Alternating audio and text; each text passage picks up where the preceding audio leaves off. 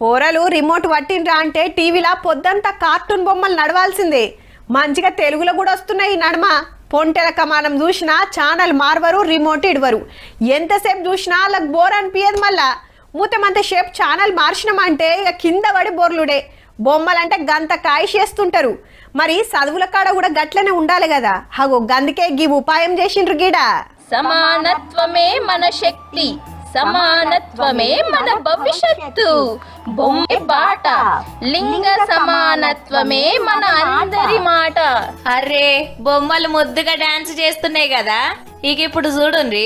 గోలు, మీకు ఇష్టమైన పల్లి చిక్కీలు చేసిన తినడానికి రండమ్మా. హా అమ్మా, నేను వస్తున్నా.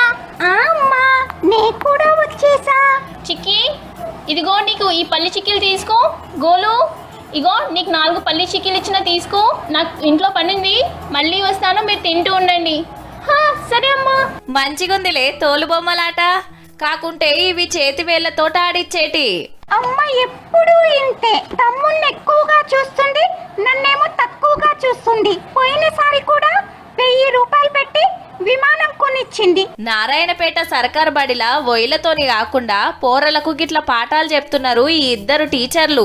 పద్యాలు, నాటకాలు, కథలు, బొమ్మలు ఆడించుకుంటా చెప్తుంటే ఇంట్రెస్టింగ్ వింటున్నారట. ఢిల్లీలో 2 వారాలు ట్రైనింగ్ తీసుకొని బడిలో షురూ చేసిండ్రు.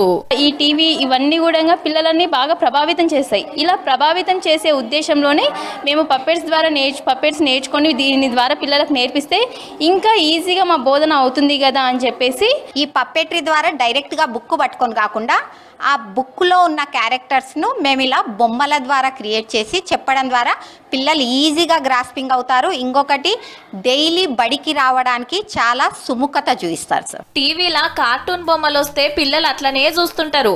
అవి చెప్పే ముచ్చట్లు ఎక్కువ గుర్తు పెట్టుకుంటారు. సేమ్ ఇది కూడా గట్లనే అన్నట్టు.